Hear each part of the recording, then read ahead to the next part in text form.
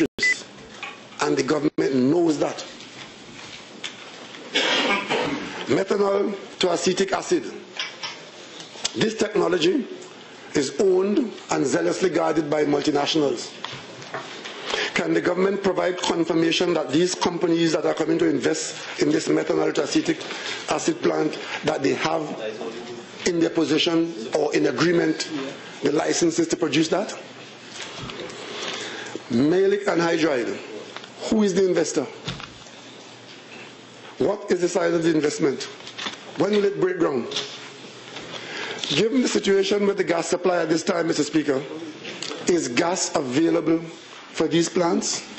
And if so, is it available at competitive prices? If so, what is that price?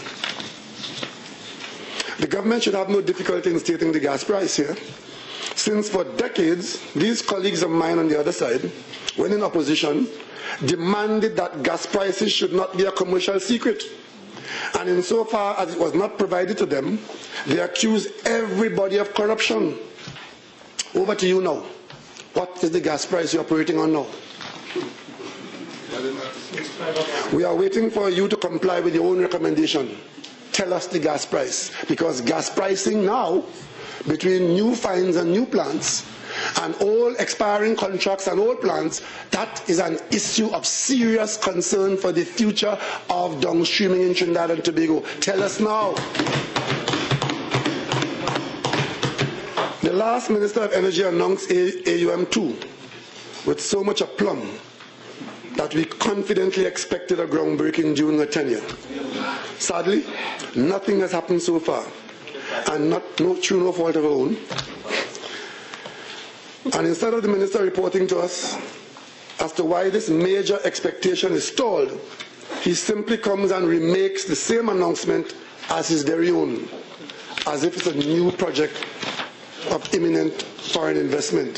Mr. Speaker, what's the real story with AUM2? This is a $1.9 billion follow-up to AUM1 of the previous administration's initiative. So we had AUM1, which was commissioned October 2010. The expected principals in AUM2 are the same people who the government is currently locked horns with over MHTL, the CLICO plant.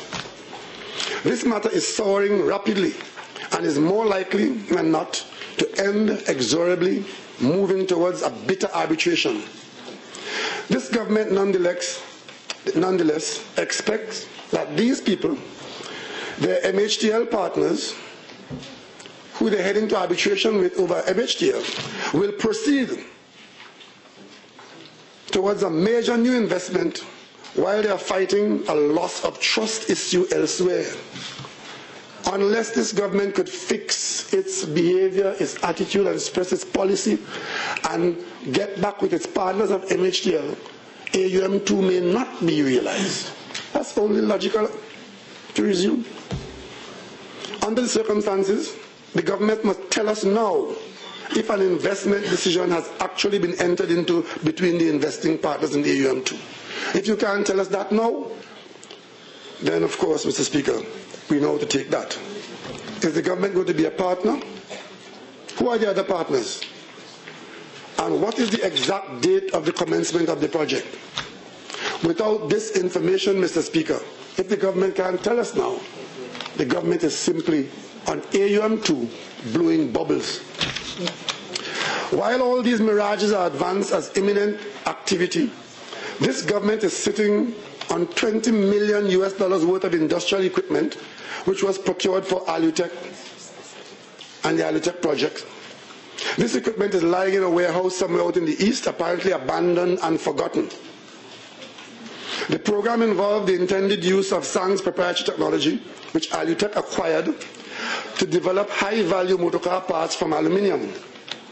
And may I point out, Mr. Speaker, the absence of the smelter project is immaterial to this initiative, since the raw material could be sourced from elsewhere as a commercial product.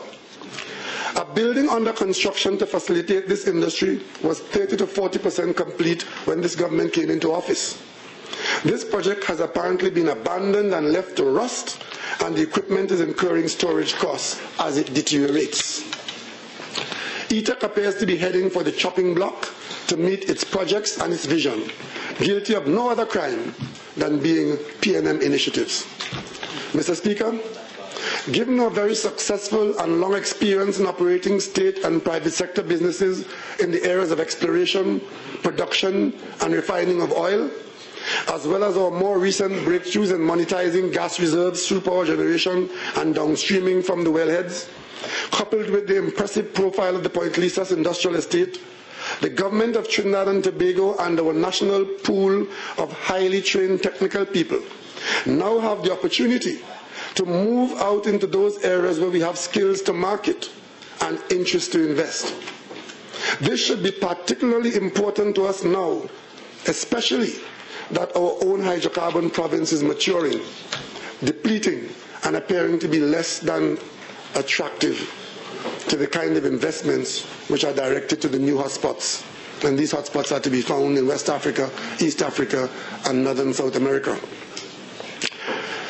Much diplomatic work was done by the previous government in Africa to pave the way for meaningful participation by Trinidad and Tobago in these new initiatives, probably helping to find new acreages, and even boldly probably investing in the finds that are made.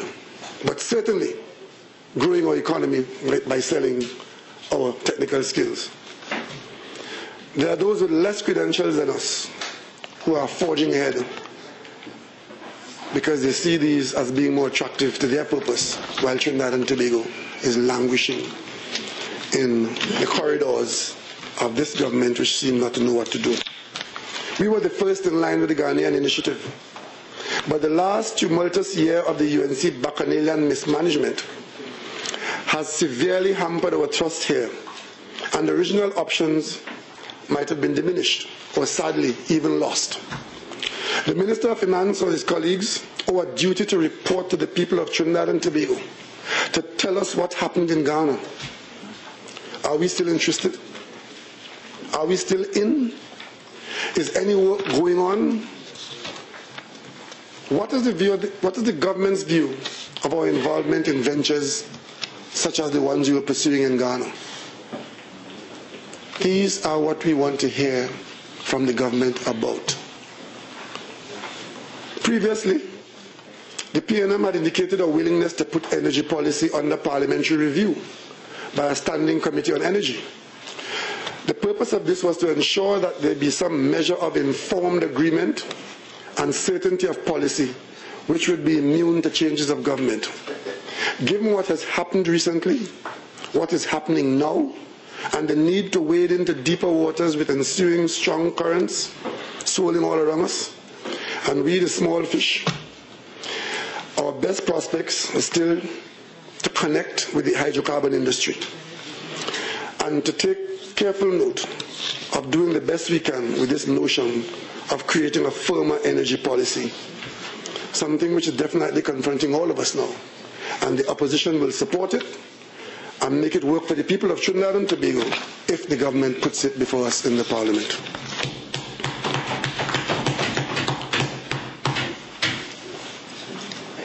Mr. Speaker,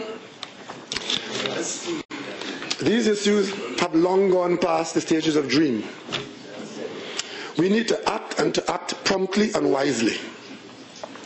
An objective appreciation of our role and place in the hydrocarbon market sees our competitiveness on the wane, and whatever opportunities beckon us locally and on the outside require our best thoroughbreds and not ox carts.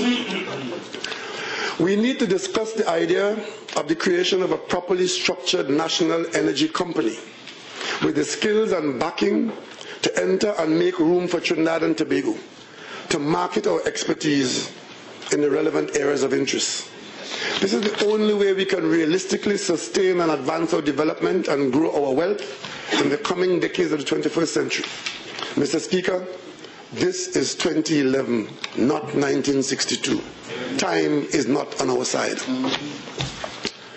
Economic diversification. Mr. Speaker, it has been said with some conviction that efforts should be directed towards expanding the non-energy sector. The PNM government took a decision to attract investments, local and foreign, in the non-energy